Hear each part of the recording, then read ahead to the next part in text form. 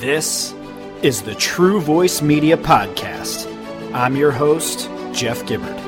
Back in 2011, I started a social business agency called True Voice Media. In 2013, I launched this podcast because my audience told me that they wanted to learn more about how social media could help them grow their business, but they wanted it to be interesting and without all the standard social media hype and BS.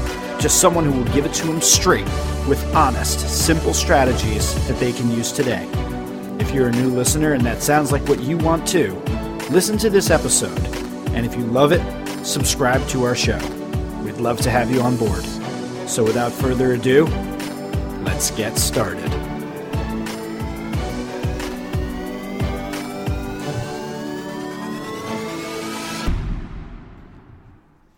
Hey everyone, I just want to take a moment out to thank one of the partners that we have that makes this show possible, WP Engine. You know, back in the days of dial-up, people would wait for websites to load, but attention spans are shorter than ever. Did you know that the average attention span has dropped to a mere 8 seconds? And for reference, the average attention span of a goldfish is only 9 seconds. So you only have a short period of time to hook people on your website, and if half that time is spent waiting for the page to load, you are sure to lose customers. Beyond that, what do you do when your website goes down? Who do you call? Well, today's best businesses are running websites that load quickly and have virtually no downtime. In the event something does go wrong, the best businesses are back up and running in no time. That's why the best businesses trust WP Engine for hosting. If you're running a WordPress site like nearly 20% of the entire web, you owe it to yourself to upgrade your hosting to WP Engine. It's fast, it's secure, and their support is amazing. We use WP Engine at True Voice Media, and over the next 18 months, we're planning to move every single one of our sites to WP Engine. That's how good it is. Right now, WP Engine is offering 2 months free when you prepay for the entire year. And when you get to the site, look along the top of the page for additional discounts and offers. Go to truevoicmedia.com/hosting to learn more about the best damn WordPress hosting on the web. This is episode 48. Episode 48, and I am here with Jeremy Reeves. Jeremy, it is great to have you on the podcast. And why don't you tell the people that are listening a little bit about who you are, what you do, and what your favorite flavor of ice cream is? I like that last part. Yeah. So my name is Jeremy Reeves, obviously, as you just said, and I'm a direct response copywriter, and we specialize in building marketing funnels. So kind of taking people from point A to point B, from where they've never heard about you until they become a client or a customer, and doing that in in automated ways. Mostly, at least in 98% of cases, it's automated at least. Then there's some advanced stuff that's kind of half automated, but that's pretty much what I do, and we'll get into all that as we chat. And favorite flavor of ice cream. Oh man, it's a mix between chocolate peanut butter and chocolate mint chip. Oh man, I'm trying to go back and forth in my mind about which one. I would say probably chocolate peanut butter would be the one that takes the cake. Well, upon the recording of this episode, you're going to be in Philadelphia, so I would strongly suggest that you find your way to Capogiro for the world's best gelato, and I'm sure they'll have at least one of those flavors. Nice. Yeah, it's worth doing. So, okay, so you're a direct response copywriter. First of all, I want to define that for people that are listening, because some of the people that listen to this show are a little bit more on the advanced side, some are a little bit more on the novice side, and there's kind of everywhere in between. And I think there's this idea that there's marketing and there's sales, and the nuance of it kind of gets lost a little bit. I'm familiar with direct response. Can you define direct response for the people that are listening so that they have a really easy understanding of what you mean by that? Yeah, so direct response, I mean, if you put it really simply, it's basically just, there's kind of like brand advertising and then direct response advertising. Brand advertising is the thing that doesn't work. That's when you kind of just do, you spend your money and you have no idea if you're actually getting a return on that money. You kind of just put ads out there, you don't track it, you have no clue. You might spend $5,000 on a newspaper ad or something like that, and you have no idea if you actually made money on that ad. Whereas direct response is, you put that ad out there, you spend $1,000, and you know exactly how much money you made from that because you're tracking everything. So I mean that's kind of like my very basic definition of it. It's just, being able to track your ads and writing in a way that actually leads people to a sale versus just sounding kind of pretty and fluffy and, little rainbows and fairies. So there's a lot of paths we can go down here, and I want to just start at the very top, which is that the comment about brand advertising is the stuff that doesn't work. So I want to give an example of it, but I also want to play with that a little bit. That I think a good example would be everybody's seen a Coca-Cola billboard or commercial, and there's no call to action on it. It's just to reinforce Coca-Cola. And if you go and buy a Coca-Cola as a result of seeing it, that red triggers in your mind the sweet, cold, delicious bubbliness of a Coca-Cola, or even me saying it right now, that is an untrackable type of advertising. Yeah. And there are a lot of people that can argue that brand advertising is useless, and some that would argue that it's extremely useful. We'll go down that path in a second. Can you give a quick example of what a direct response ad might look like by comparison to the Coca-Cola example I just gave? Yeah, definitely. Yeah, and actually, I actually think that branding is definitely has its place in direct response marketing, but it's kind of just done in a little bit different of a way. So a good example is I'm actually setting up as we speak. I have an AdWords campaign that's running for generating leads for my business, right?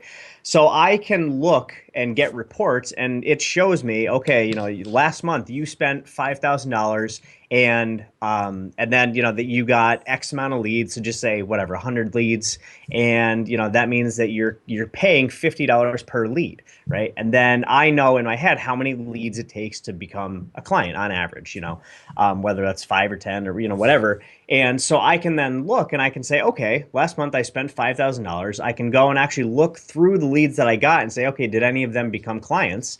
And then, okay, well, 3 of those became clients and I made $30,000, which means this is working, or I can look at it and say, okay, I spent $5,000 and I got, only 10 leads and none of them became clients, in which case this isn't working. So that's, and you can do that with, you can do it with anything. You can do that with AdWords, anything online. It's very, very easy to track that stuff. Even if you're doing offline, you can do like if you have people calling, you can set up different phone numbers and track those phone numbers. So if you have 2 ads that you're testing in 2 different newspapers, you can have one ad going to one phone number, another ad going to another phone number, and then you just look at your reports and say, okay, well, we got 100 calls on this one, we only got 51 or 50 on this one, and you can just track and test everything. And the big thing with it is, number one, the way that you write your copy is designed to actually get a sale, in the shortest amount of time possible. So you actually make more sales. And then the second part of it is, and this really just goes back to kind of making you feel better about it and also having cash flow available so you don't run out of cash. You can actually look at everything, whether it's online or offline, and say, okay, we spent X dollars and we made X dollars, times whatever. So then you actually know what in your marketing is working and what's not. So you just do more of what's working and, none of what's not working. So is the big idea behind direct response then, in your mind, just really the availability of a call to action that's measurable? Pretty much, yeah.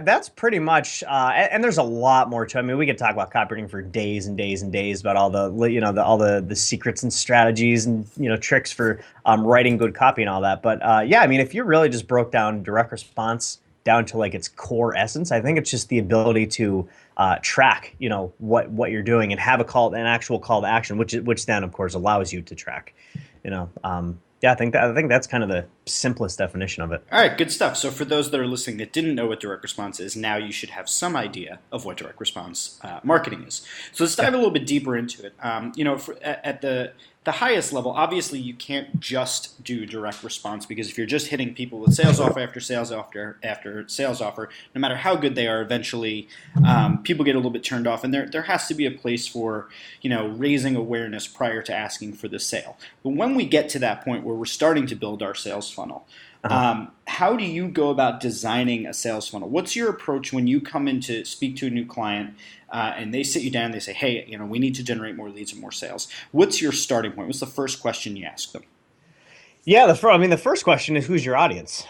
That's definitely the first place to start with anything, and I actually have, most people that I talk to are in, well, there's kind of 2 different crowds. But yeah, I mean, if you're starting from the beginning, the first thing you have to start with is understanding. On one side, you have to really, really, really understand exactly who your target audience is. You know, who you're actually trying to get to do business with you. The more that you understand who you're talking to, the more sales you're going to make. That's, just a plain fact. And the reason for that is because the more you truly understand the person that you're talking to, the better you can communicate with them. It's kind of like think if you were a personal trainer and you had a room and you had two people, or you had a room of mixed people, and you had young, you had old, you had 10 pounds overweight, you had 100 pounds overweight, you had males, females, you had bodybuilders in there, you had people doing gymnastics. The way that you talk to them, it's going to be it's going to be a really hard sell getting them in your program because you're talking to all these different people versus let's just say that you were a personal trainer for women over 40, and then you can talk to them and you can talk to them about the struggles of like weight that women go through and how it affects them emotionally, and how they hate the fact that guys used to give them double or like double takes as they walk past them. They haven't done that in the last 10 years, and how they have jeans in their closet that they haven't been able to wear in 10 years, and how you go in and then you start resonating with them, and it's like, look, it's not your fault. You're over 40 now, your hormones are changing, your metabolism's slowing down, your activity in your life is kind of slowing down, and you can't just keep weight off like you used to, and it's not your fault. It's just that's kind of how things go, but you have to understand all the kind of things happening in your body and kind of counterbalance them, with our unique personal training tips and all that kind of stuff. So you can see the difference in how you would talk to people. The more specific you are, the more you understand your audience, and the more kind of target of an audience you have, the more closely you can talk to them. So you always start with the audience. Got And it. then, So wait, oh, okay. I want to pause you right there and Huh? just dig a little bit deeper into, but also offer up something. Yep. So one of the things I offer on my website that I do when I meet with clients, and that's one of our first questions too. Who are you trying to reach? What do you want them to know? Hmm. What are you trying to accomplish? So in the scenario I painted, I gave you the goal, but the first question would probably be, what's your goal? Then it would be, who's your audience? So we do something similar, and on my website I offer this thing that's called Target Audience Mad Libs, and I put Nice. it through so people can kind of just put it. It's obviously it's kind of very high level. It's not the nuance you would get into if you were talking with someone, but we put that together. But I'd imagine your next step, and I want to kind of try and predict where you're going to go with this, Uh-huh. because a lot of the direct response copywriters that I've spoken to are people that are in the industry of selling products and things like that. One of Hmm. their biggest tips is to really understand the exact language that people are using. Yep. So is that something that you were going to get to? Yeah, yeah, and that's part of understanding the audience. And Mm-hmm. there's actually a really quick tip to be able to do that. By the way, is just go to Amazon. This is what we do. Every client that comes on, this is part of our. We have like a 70+ step kind of process for doing the research. Mm-hmm. And one of the things that we do is we go to Amazon and just go in and think about, everybody listening to this, think about your audience, think about what they're looking for, what kind of information they're looking for. So, for example, if you're a personal trainer, they're looking for weight loss information. If you're a financial advisor, they're looking for, ways to, save money and save for retirement, that kind of stuff. So just think of what types of books they would be searching for. Go in, put that into the little search bar in Amazon and pull up one of the top book, or the second book, or whatever it is, the one with the most reviews you're looking for. Then you go through and you look through the reviews, and you're looking for 1 and 2 star reviews, and then you're also looking for 4 and 5 star reviews, because you're looking for kind of the opposite ends of the spectrum. You're looking for the people that are the most emotionally engaged, I guess you can say, on both ends of the ledger. Mm-hmm. And so what you do is you go through it once and you look. So you're going to do this kind of twice. You go through it once and you're looking for all the frustrations that people are having, all of the pain points that they're having. So they're going to tell you about how, like I was saying before, how they're and this is, of course, is a weight loss example, but I usually do weight loss examples just they're very easy to kind of understand, and kind of apply to your business. So, you're gonna go and read about people. They used to be able to get in jeans, and it kills them that they won't get past their hips, and they don't have as much energy anymore, and they don't feel sexy anymore, and all these different things. All these you can feel the emotion pouring out of these people, Yep. and it's true, and this happens in every market. So you do, have a document. We have a document, frustrations, we list them all out, benefits, we list them all that stuff. So have a document, look for the frustrations, the big pain points in your market. And also, as you're doing that, copy and paste actual sentences. We do that a lot. We'll actually copy and paste sentences from Amazon and from forums and from magazine articles, like comments, and like comments on blog posts and things like that. And we'll actually use those, like almost word for word in our sales copy, because that's coming from somebody that's your kind of ideal prospect that you're reaching out to. So then you go back a second time, and then you're looking for all the positive things. So you're looking for the benefits, and really the benefits and the transformations. So on one end you're looking for the frustrations and pain points. Then you go back and do it a second time, and this time you have your kind of mental filter looking for the benefits that people got out of it after they the transformation that happened to them. And it's usually an internal thing. It's usually an emotional thing. That's really what sells. If you can engage people emotionally and talk to them about the frustrations and problems that they're having, and then clearly show them that your solution is going to help them achieve the benefit, which is basically solving the problem. Then I mean you win every time. There's a quote kind of in the copywriter world that he who understands his prospects the most and can engage with them like more deeply wins. And it's true. So go through Amazon reviews and look again for the frustrations and pain points, and then go back and look a second time for the benefits and the transformations. And then what you do with that information is just make sure that that's all in your copy, so in your emails, on your pages, you're talking about all those different things. Got it. So this is the research phase of knowing your audience. You're looking at what's their pain points, what are the things that they're looking for, and their transformations they're seeking. And you capture all that together. And now you've got all this information. You've gathered up some information about your audience. And now you want to try and capture people's leads that are having those frustrations and want those benefits or transformations. Mm-hmm. So in terms of your next steps and maybe just from your philosophy of building sales funnels, I want your thoughts on a couple of different things, short form copy versus long form copy, asking questions versus making declarative statements, any of that. Are those things that you kind of read the signs of the terrain, or is there kind of a general best practice that you tend to follow because you find that it works really well? Yeah, so the short copy versus long copy is that's been that's an age old debate, but so the answer to that is really neither, right? It's not. Don't think of it in terms of length or pages or anything like that. It really comes down to giving them everything they need to be able to overcome their objections and get them in the right frame of mind to buy your product. That might only take three sentences. It might take one sentence, or it might take 20 pages. I just wrote a 20-page sales letter for a supplement. So look at it in terms of and that's why it's really helpful if you're going to be sitting down and writing, a sales page, or something to sell whatever it is that you do, to actually write out all of the benefits and all of the objections that people are having, because you then write the page, and by the time you can overcome all of the the objections that they might be having and thinking as they're reading it, and showcase all of the benefits of your solution, then it's basically time to say, okay, now it's time to buy. Then you kind of just ask them for the sale. And again, it might only be like if you're selling something for a pack of gum, right? You don't need 10 pages of copy. I don't even know what you'd write about. A pack of gum, it's kind of like, hey, is your mouth dry? Here's a pack of gum. Are you bored of drinking water all day?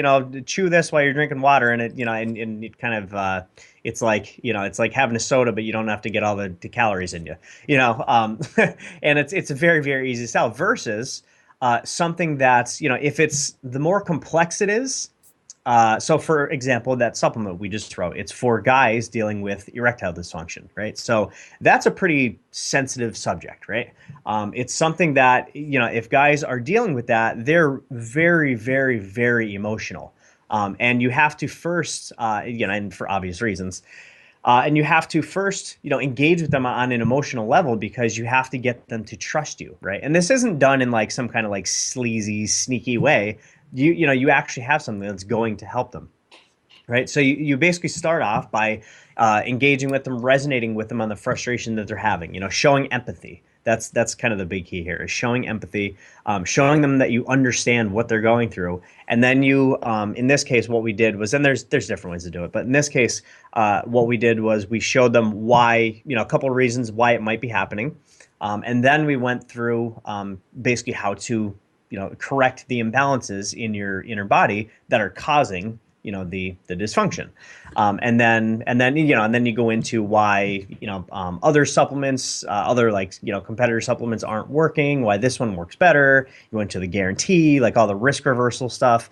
In this one we had a double your money back guarantee, all that kind of stuff. But you basically just lead them down the path. You start with engaging with them, showing empathy that you understand the situation they're going through, and then start leading them down to, okay, well, here's why it's happening, here's how to fix it, and by the way, that's exactly what our product does. Here's why it's better. Here's why the price is basically negligible. Just in case you're worried about the price, here's a guarantee to make sure that there's no risk on you, and then they can buy. Got it. That's kind of yeah. So is that that it's this whole world is very fascinating to me because I'm completely obsessed with online products and the idea of passive income products and automation. So Yep. one, I'm just enjoying the conversation, having someone like yourself who has so much experience in this. But I want to poke at it because I need to better understand it. Sure. So you laid out a really interesting set of steps here, and whenever I'm trying to help a client put together a sales page, or I'm advising them, or I'm looking at what they're doing, or I'm looking at different products, I'm always trying to break down if there's a certain flow that's commonly used. Like, where on the page should testimonials go? Where should the list of features and benefits go? Where should the maybe the modules of the course go? Where should the point where you say I get what you're going through, or describing the problem? Do you have a certain way that you do that and you find has been very, very successful, or is it the sort of thing where, depending upon how many of these factors you actually have, how many of these things you can include, you have to kind of read the terrain and determine what to do? Yeah, that's a good question. So there's kind of a general structure, which I kind of just went over. Yeah, but I mean, Then, I think you started with empathy, which to me sounds yeah, like, okay, you got to hook them early. You got to make sure yep, that you're explaining to them that I get you, I get what you're going through. Then you uh-huh, provided some information, right? hmm And then you're talking about how to actually correct them. So you're providing some value, and then within there, yep, you kind of make them feel better about that. And that, to me, I've read a couple books on the art of the pitch and how various ways about going about selling. Um, and we go back to how you were talking about Amazon and pulling out the frustration and pain points. I guess yep. the question is, I know you just went over the flow of it, but this seems like a very good flow. Is this kind of one of the more standard ones, or are there ways that pitfalls that people could fall into even using this structure? Yeah, it's one of those things where that's kind of the general rule of thumb. But rules can be broken. Yeah. It's one of those things. So, for example, one thing, and that's a good, like, if you've never written copy, if whatever, like you're not an experienced copywriter and you don't have the funds to actually hire somebody, it is good, like it's at least a start to just go out and look, whatever sales page template or something like that, and at least get some kind of general idea. But then it's kind of like anything else. You always start with kind of a basic, layout of how to do something, whether it's, lifting weights or, writing copy or sales or, building a house or, whatever it is. There's always like some kind of basic formula to start with. And then you can change it once you kind of have enough experience to be able to change it and have, with at least, predictable accuracy, change things around. So, for example, if people are farther along in the sales cycle, if you're selling something for example, one thing that I recently wrote was to buyers, right? It was not a customer acquisition product at all. It was only shown to people that were already buyers of this company. So in that case, you don't have to get in quite as much into the empathy and like all that kind of stuff. You can make the sale a little bit shorter because you've already gained their trust. They're already a customer, right? And so that's like one of the things, like you can, yeah, you can do good with that, that kind of template that I just laid out. But you can also kind of break the rules in certain cases like that. And I'd imagine if your audience, and this comes back to knowing your audience, if you have a more analytical or a more emotional Yeah. audience, Yep. you would tweak your copy accordingly. Yes, absolutely. All right. Absolutely. So again, the value of knowing your audience.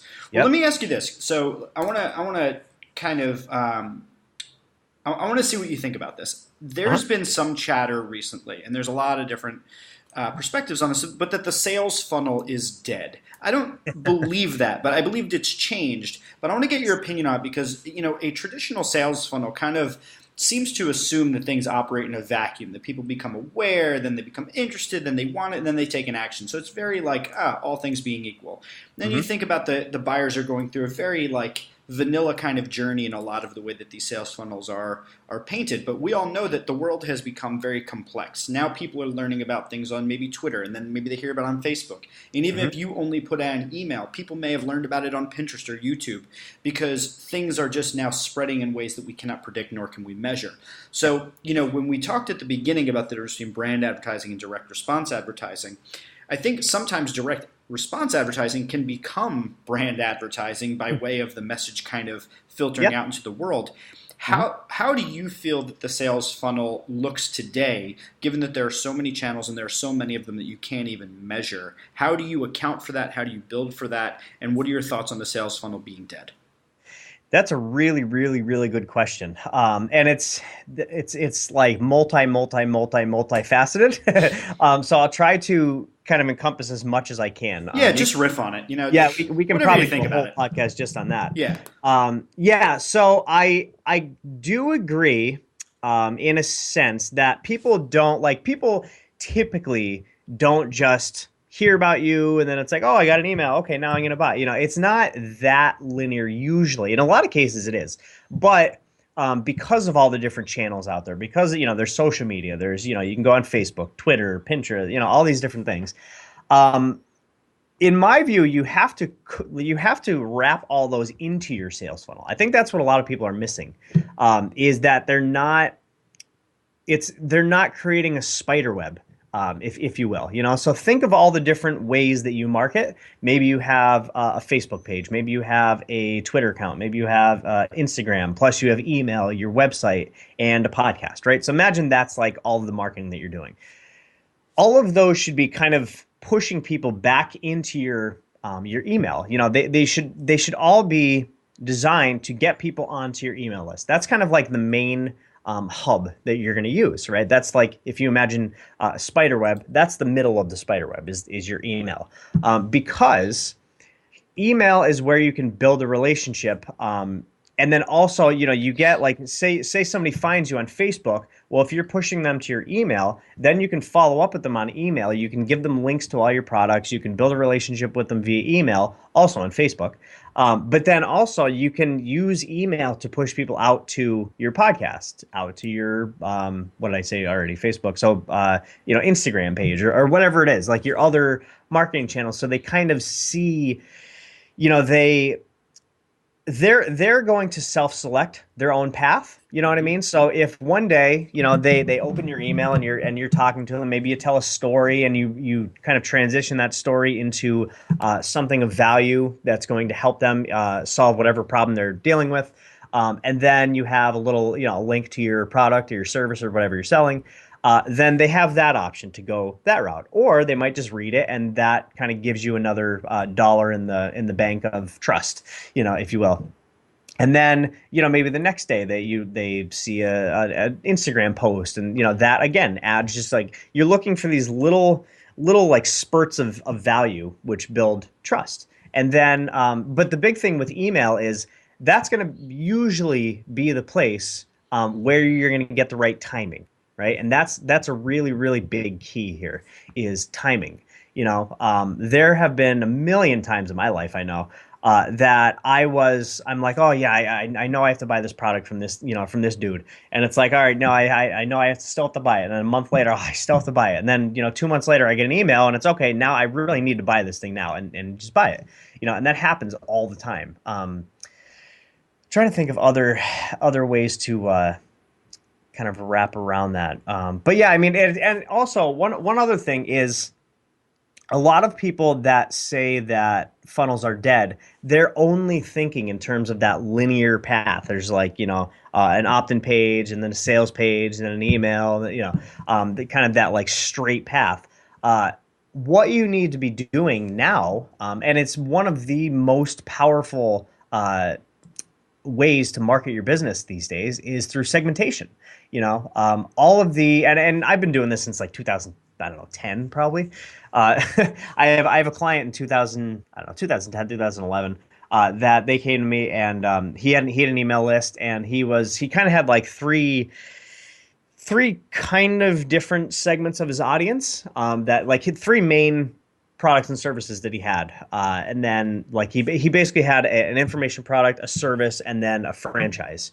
And there were different traits of different people that he found that would most likely end up in one of those three kind of buckets. So we split them up and, push them down the right path that they should be going on and increased his results with that campaign by 270%, which is insane, obviously.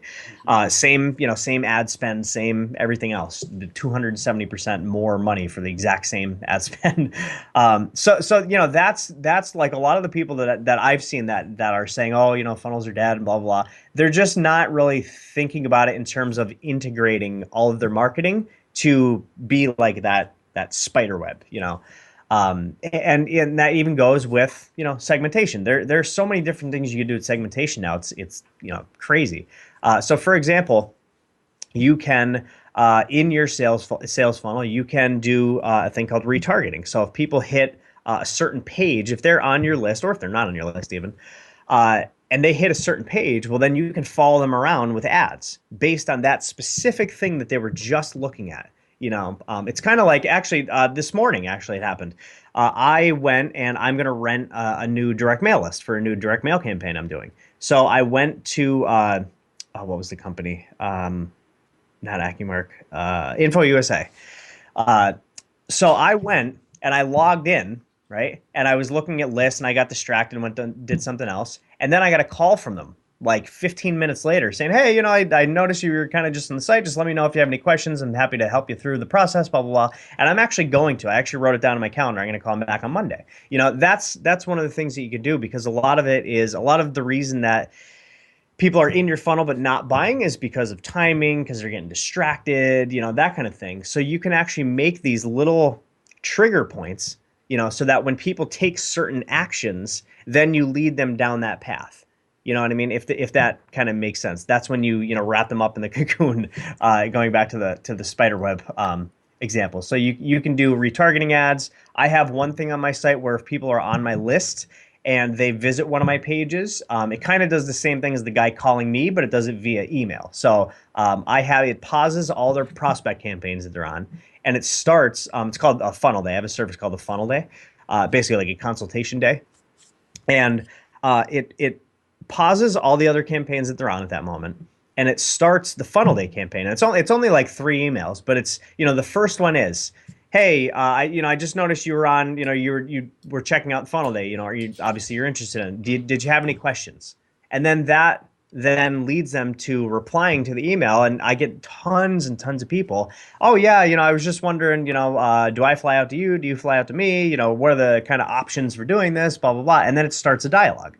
And then, that's a fairly high-end service that I have, so then it starts the dialogue with the client, and then that leads to sales, and there's so many different ways segmentation, again, is like a whole podcast in itself. You can do it based on interest. You can do it based on behavior, like we just talked about. You can do it based on You can kind of take triggers and find out what part of the buying cycle they're in, and you can actually get that. Like if you're doing Facebook ads, the way that you word the ads, people that click on the ads, it kind of like shows you what part of the buying cycle they're in. So if you're selling weight loss information, somebody downloading a smoothie recipe, is kind of like in the beginning stage of the buying cycle. Whereas if you're saying something about your personal training business and it's like, hey, you're giving a coupon, then they're obviously in the later stage where they're actually, pretty close to making a decision, so you of course talk to them in different ways based on, what ad they clicked on. So those are just a couple different ways. I hope I answered the question. I know No, that you, was kind you of like a definitely did. Scott. So here's right now. I'm just putting myself in the shoes of somebody listening to this, and Yep. and I know that there's somebody listening to this right now. Yes, you, whoever's listening, I'm talking to you. That is feeling a little bit overwhelmed by this idea. So Yep. in my head, I can see this all very clearly. You have a website. You have a bunch of different pages based upon where people go. You trigger different campaigns that'll send out a series of different emails. Yep. If they then come back and maybe say they click on 2 out of 5 of those, then you put them into a different thing that shows that they're a little bit more interested. They visit the career page, you take them off of that, and you realize they're looking for a job. Got it all, totally get it. But here's Mm-hmm. what it looks like in my head is a giant mind map of all of Flex. these different trigger and action type things. And the person who's listening to this right now that thinks about that is so overwhelmed that Yeah. the idea of setting up these email automation campaigns along with the triggers and actions, having to write all that copy, and at the same time trigger a bunch of different retargeting campaigns, which means they need creative and ad copy and all that. It's Mm-hmm. overwhelming. So I Mm-hmm. want to take this back to real basics. You're Yep. imagining right now that right now the only person that's listening to this is a small business owner or solopreneur, and they're thinking, "Oh my God, all this sounds great, but I'm totally overwhelmed by it. I just won't do anything." What's something that you can recommend that any small or medium-sized business can do tomorrow that would take them a few hours to set up, but that could help drive them a little bit of additional revenue or get them started on the path to Yep. building this bigger and better overwhelming system? Yeah, that's a good question. So I actually have, and that's a very, very common, thing, and for good reason, because it really does get complex if you make it complex. And I actually recommend people. I know we went into more of the advanced stuff, but when I'm first working with clients, depending on where they're at, so like I was talking to a guy yesterday, and they're already into the complex stuff. So obviously, I'm not going to go back to the basics. But for most people, I have basically three kind of various stages of a sales funnel. There's the foundational stage, the maximization stage, and the perfection stage, right? And so I'll go through them really quick, and then I'll focus on the foundational. So foundational is basically really nailing down your USP, having an opt-in page, a lead magnet, having one or two like core offers that you have, an upsell to that, which is usually based off the core offer they have, and then some type of way to communicate with your buyers. And again, I'll come back to all this. The maximization is all that segmentation stuff, having a kind of a product suite rather than just one or two. Going into kind of getting it ready for to scale it, like really understanding your metrics, and then I'm trying to think. No, that's the last one. Yeah, I'm already thinking of the third doing. So then stage three, perfection, is basically when you start doing a lot of testing and you're using the metrics that you figured out in the last stage to then scale the business to get paid traffic. And that's when you can say, okay, for every dollar that we're spending, we're getting $3 back. And then you kind of just self fund your growth. So those are like the three stages. But going back to the foundational, to make everything really, really simple for everybody, right? First thing you have to do is, like, going back to the beginning of this conversation, really nail exactly who your audience is. And then also, because a lot of people listening know their audience. If you're too, and you'll know, if you're too broad, start niching yourself, start getting a little bit more specific in who you help, right? And then, but you have to kind of connect that with the copy. So if you know in your head exactly who your audience is, but you're not articulating that in your copy, so then you have to look at the copy that you already have on mostly everybody listening is probably as a website. So start with your website. Look at your website and say, does this really sell what we're selling? Does it really get somebody to to take action? You know, and then think in your head who you're serving, and are you really articulating all the value that you bring? I can almost guarantee you that everybody listening to this, unless you're, and even honestly, even my site isn't even doing it, because it's kind of like the cobbler's son has no shoes. Yep, I You run know what I into mean? it every day. Yeah. And it's weird writing for yourself. That's one of the things I'm doing today is rewriting one of my own sales pages, and man, it is just tough. It's exhausting Yeah, because I can sit here and talk to just about anybody's business, and off the top of my head, I've got yeah, idea. yeah, Here's what you should do. Here's what you should do. Here's the copy. Here's this, and then I think to myself like, okay, I should probably set up some yeah. automation campaigns, and I just freeze like a You deer in blank. Yeah. headlights. Yeah, I know it's so weird how that works, but I mean it really does. And listen, I'm a professional copywriter.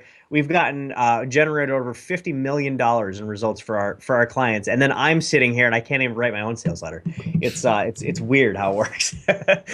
So if you have a problem with copy, understand. Here's my empathy for you, and it's very genuine. Understand that that's very normal. So anyway, first stage is make sure that your copy on your website or whatever you use, whatever your main kind of marketing material is now. Make sure that your copy on that is really, really good and is going to drive people to take action. The second step is you want to, think of all the things that, think back in your life and think of something that you wanted to buy and you're like, oh yeah, I should buy that. But you just didn't. For some reason, you look back like 6 months later and you're like, oh man, I never bought that thing. You forget about it. You get distracted. Everybody's really distracted. Attention is really hard to get these days. And then, you have to have the attention and then be able to actually show them that whatever it is you sell is going to help them. So what you do is you just simply get people to raise their hands and tell you that they're interested in hearing more from you, right? That's all. And then that comes to an opt-in page and a lead magnet, right? You're just giving away something for free. It could be some kind of PDF. It could be a free video. It could be a webinar. It could be a coupon. It could, there's so many different things that you can use. All you're doing, just again, think of your audience. It all comes back to your audience. Think of your audience. Think of the biggest pain point that they have, and then put something together that fixes that pain point for them, right? So, going back to weight loss, you see all these things online, and it's like, the 7 forbidden fruits to avoid for stubborn belly fat and like all these weird things. Most of them are total BS, and it's kind of just clickbait. But give something of value. Here's another example for the campaign that I'm doing. People hiring copywriters a lot of times. If they haven't hired a copywriter before, they look and they say, okay, who's the cheapest copywriter, right? It's all about price. Mm-hmm. Well, that is an enormous mistake. So I wrote a report called The High Cost of Cheap Copywriters, right? And I love that name. I love the play on words with that. And I've had it for, oh my God, probably like 4 or 5 years now.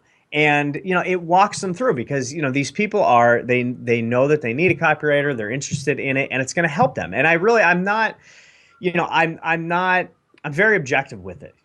I'm like that in my business. I don't want people to hire me if I'm not the best choice for them. That's just how, this is one of my business philosophies. So that's how it is in the report. And I give them, what to look for when you're hiring a copywriter, what questions to ask, what their sample should look like, what experience they should have, all these different things that are going to help people in their decision to hire a copywriter, and you can do that in almost any industry, how to, the consumer's guide to hiring a blank, there's your headline right there. And if you're selling a product, then it would be something along the lines of, how to, and then how to solve X problem in X number of days. That's always a good template. So how to lose 7 pounds in the next 7 days, and you give them, a quick little kind of spurt to get them quick results. And then you get them on your list, you're showing value, you're starting to gain that trust with them, right? And this is all very easy to do. I mean, these reports only have to be a couple pages. They don't have to be very long.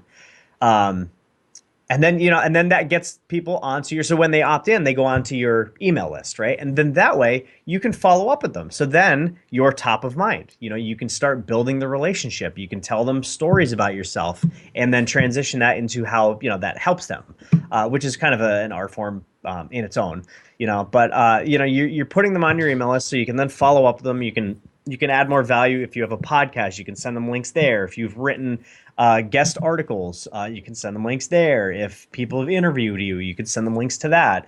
If you have anything that's going to help them, you're trying to create value and kind of simultaneously talk about how you can help them solve the main problem that they're facing.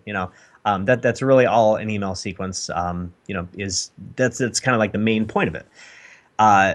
So you have that. So basically, you really nailed all your copy. You have them on your list now, and you're kind of building that relationship. Don't be salesy. Don't be like, if people are listening to this, I always like to put this in there real quick.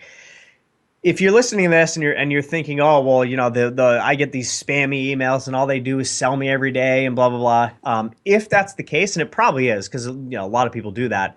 That's just people doing it the wrong way, right? Don't think that that's how email should sound. That's just people doing it wrong, and that's all. So then you have, your core offer, and everybody listening is probably already has, unless you're like just starting and, you haven't actually even sold anything yet. I think most people listening to this probably have some kind of core offer, some kind of, like the main thing that you sell. So you have that. Again, look at the copy, selling that, make sure that's up to par. Then you want at least one additional offer, one upsell. So if you're selling products online, you would have an upsell where they buy it, they go to the thank you page, they click whatever, order now or whatever. The next page then says, hey, thanks for ordering product A. Here's, if you want better, faster, easier results, we also have this, add-on, product B, and it's only, an extra, whatever, $27 or, however expensive it is. And, you're really going to love it. And you'll get typically somewhere between, the conversion rates on these vary quite a bit, but like anywhere from, I don't know, 10 to 50% or so are going to buy that second offer, So then if you're going back to the testing, if you're breaking even on that first product, but then you're getting 50% to buy another product, well, then that's all profit then from thereafter. So just start with, one or two core offers. The one is the main offer. The other one is kind of you're upselling them after they buy that first offer. And then the last part is just have a buyer sequence. Don't lose touch with your buyers. They're the gold in your business. And if you're doing this, you might be kind of saying to yourself, oh yeah, I really don't follow up my buyers as much as I should. Again, don't feel too bad. One of my clients I've been on a retainer with for about a year and a half now is a $30 million company. And they brought me on a year and a half ago to start putting buyer campaigns in because they didn't have any. And they're a $30 million company. So, so don't feel too bad if that for some reason, it's more exciting acquiring new customers than it is selling to existing customers. But all of the profit is in selling to your existing customers. Yep. Right. So please don't, neglect that. But also, if you don't have anything in place now, don't feel too bad because most businesses don't. Which makes it easy for me because, it's, when someone comes to me and they're like, oh, we don't have anything for our buyers, it's like, okay, I'm going to make you a ton of money and you're going to love me and refer me to like 10 people. So I love those clients. Yeah, it works out. You get to start from scratch and you don't have you don't get a baseline to compare against, but your baseline to compare against is nothing. Yeah. So obviously it's working. Yeah. Good stuff, man. Well, I think the people that are listening to this episode have surely gotten a lot out of it, and hopefully know a little bit more about sales funnels. But tell people where they can go and learn a little bit more about you, and where they can be social with you and connect with you. Definitely. So going back to the spider web, I'll give you kind of two pieces of it. Number one is my own podcast. So I have the Sales Funnel Mastery podcast. It's very similar to this, very conversational. I usually do I'll do my own where I'm just talking every 1 week, and then the next week is a guest, and then the week after that is me talking again, giving some kind of value, and then the week after that is another guest and that kind of thing. So it's a very kind of fun conversational type of thing. I've been meaning to add those to mine as well. I have a whole bunch of them planned. I just haven't done them. Yeah. I actually went, I think my first 30 episodes was just me talking. So I've gotten pretty good at just talking to nothing, just putting a mic in front of me and just saying go, and I just go, so that's one thing. So if you're on your phone right now, just search in Sales Funnel Mastery, and you should find me in there, and then just add it and subscribe to that. That's a good, nice kind of free way to get a lot of really, really good value. Second way is to go to my website. It's jeremyreeves.com, and it's JEREMYREEVES. And when you go there, I also have a whole bunch of free stuff. I have the report I talked about, the high cost of cheap copywriters. I have other free reports on there because I test them all the time with paid traffic. And then when I do that, I just put them on the site for everybody. And then I have information products. I have copy templates. I have a whole kind of product that takes you through my whole funnel. It's actually called the Funnel Formula. Very original. And then of course I have free webinars. I have obviously the last thing is services. So if you're actually interested in talking and having me, write your copy for you, build these funnels for you, so you don't have to worry about all this, complexity and, kind of just let me handle it, then there's obviously that option. And you'll find them. Just go to jeremyreeves.com and you'll see right at the top, like, you read like a paragraph and then it's like there's 3 options. Get something free, go to the products, go to services. So it's very very simple, to go through. Good stuff, man. Well, thank you for coming on the show today and dropping that knowledge about the sales funnels. And for all of you out there listening, thank you for tuning in as you do and giving us your time and attention. Go check out Jeremy. He's a smart dude, and maybe you'll sell a little bit more. Who knows? Sounds good. Thanks again, man. Take care, man. You too. You've been listening to the True Voice Media Podcast, and you made it all the way to the end of the episode. I'm proud of you. But now that you're here, this is what we're going to need you to do. First of all, head on over to your favorite podcast platform and give us a rating.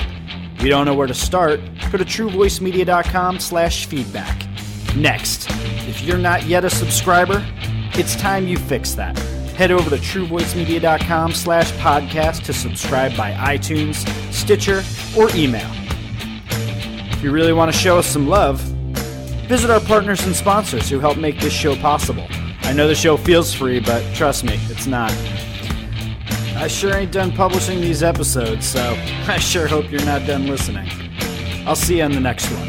Take care.